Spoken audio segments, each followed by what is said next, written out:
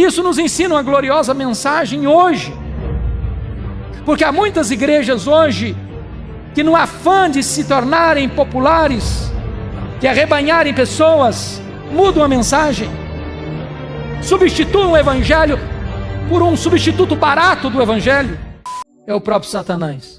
Mas curiosamente, onde Satanás tem um trono, aí Deus planta uma igreja, para que o nome de Cristo seja adorado e seja servido.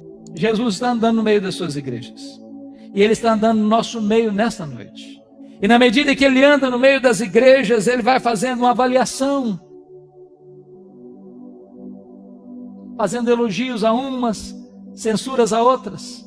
Há duas igrejas, Jesus Cristo não faz nenhuma censura, só elogio. Quais igrejas? Esmirna e Filadélfia. Esmirna era mais pobre, Filadélfia era mais fraca.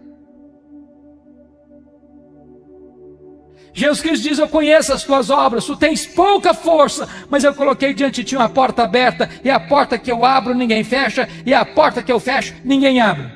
Para 4 igrejas, Jesus Cristo faz elogios e faz censuras. Para Éfeso ele elogia aquela igreja pelo seu zelo, a palavra, a verdade, a sã doutrina. Os falsos mestres queriam invadir a igreja, e o apóstolo Paulo havia alertado a igreja sobre isso. E os falsos mestres queriam entrar, os falsos apóstolos queriam entrar, e aquela igreja se manteve firme, resistindo seu zelo pela verdade. Isso nos ensina uma gloriosa mensagem hoje, porque há muitas igrejas hoje que, no afã de se tornarem populares, de arrebanharem pessoas, mudam a mensagem, substituem o evangelho por um substituto barato do evangelho, pregam um outro evangelho, pregam uma mensagem mais palatável, mais ao gosto do freguês. E é preciso dizer com todas as letras que o nosso papel não é sermos populares, é sermos fiéis. Nós não temos o direito de mudar a mensagem para agradar as pessoas.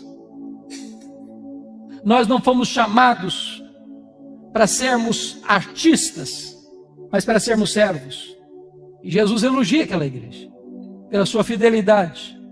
Nenhuma igreja que transija com a verdade de Deus pode agradar o Deus da palavra. Mas Jesus se dirige a esta mesma igreja e diz assim: eu tenho uma coisa, porém, contra ti, é que tu abandonaste o teu primeiro amor. E aqui me vem um grande risco, porque às vezes na defesa da verdade a igreja pode perder a piedade. Conserva a sua ortodoxia, mas perde o seu fervor. Conserva a sã doutrina, mas perde o seu entusiasmo. É ortodoxa de cabeça, mas é herege de conduta. Tem fogo na mente, luz na mente, como dizia Jonathan Edwards, mas não tem fogo no coração. Isso é dramático, dramático.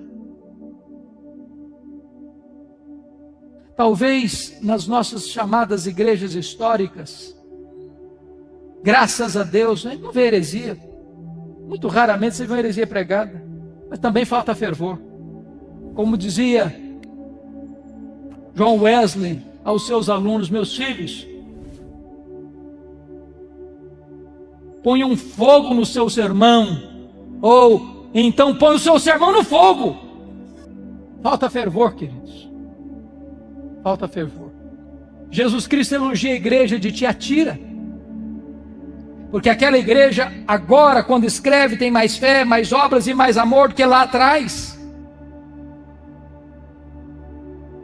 Mas Jesus diz assim: eu tenho uma coisa contra ti, é que tu permites que esta falsa profetisa Jezabel induza o meu povo à prostituição. Agora preste atenção uma coisa: Éfeso tinha doutrina, mas não tinha amor. Tiatira tinha amor, mas não tinha doutrina. Nós poderíamos ser a igreja mais acolhedora da cidade. Nós poderíamos ser a igreja onde o culto fosse a coisa mais gostosa de participar da cidade.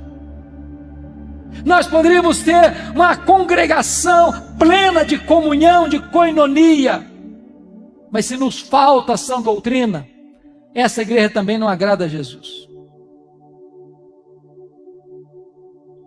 Nós não podemos separar o que Deus uniu: teologia e ética, doutrina e vida, credo e conduta, teologia e piedade. Jesus elogia a igreja de Pérgamo. Os líderes da igreja de Pérgamo, sobretudo o seu líder principal, Antipas, foi martirizado na igreja. E diz os historiadores que dentro de um boi de bronze carbonizado, está escrito aí no seu texto sobre o martírio de Antipas. Mas nessa mesma igreja, onde tem crente morrendo pela sua fé, tem gente flertando com o pecado, seguindo as doutrinas de Balaão, vivendo uma vida completamente compactuada com o pecado e muito amigável com o mundo. Isso me deixa perplexo, porque numa mesma igreja, que escuta o mesmo pastor, que participa do mesmo conjunto, que canta no mesmo coral, que se reúne à mesa para participar da mesma ceia do Senhor, tem crentes cheios do Espírito Santo e tem gente vivendo em pecado.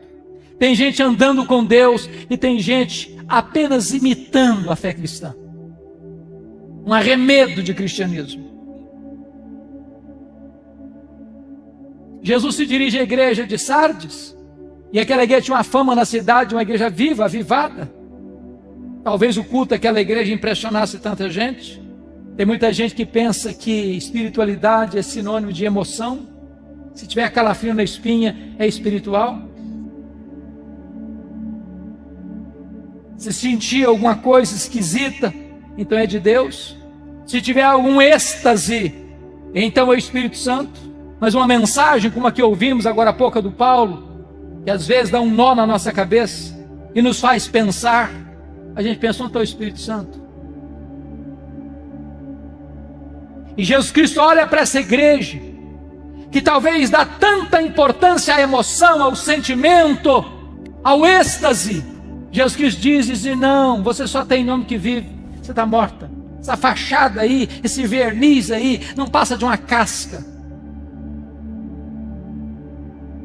Não tem realidade, não tem substância, não tem concretude, não tem realidade.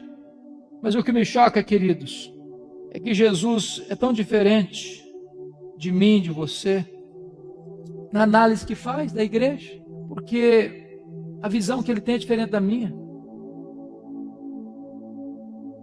A igreja que se diz rica, Jesus Cristo está dizendo, não, você é pobre. A igreja que diz que é pobre, Jesus, não, você é rica. A igreja diz que está viva, Jesus, não, você está morta. A igreja diz, eu sou fraca, mas eu coloquei diante de você uma porta aberta. Isso me leva a duas conclusões. O importante não é o que você pensa a seu respeito. O importante não é o que as pessoas dizem a seu respeito. O importante é o que Jesus diz a seu respeito. Jesus não tem uma opinião sobre nós. Jesus tem um diagnóstico. Ele conhece a nossa vida. Mas agora preste atenção comigo, e eu queria que você voltasse sua atenção para o capítulo 3. Me deter um pouquinho aqui. Para a igreja que tinha a melhor autoestima da Ásia. Para a igreja que deu a melhor nota para si mesma.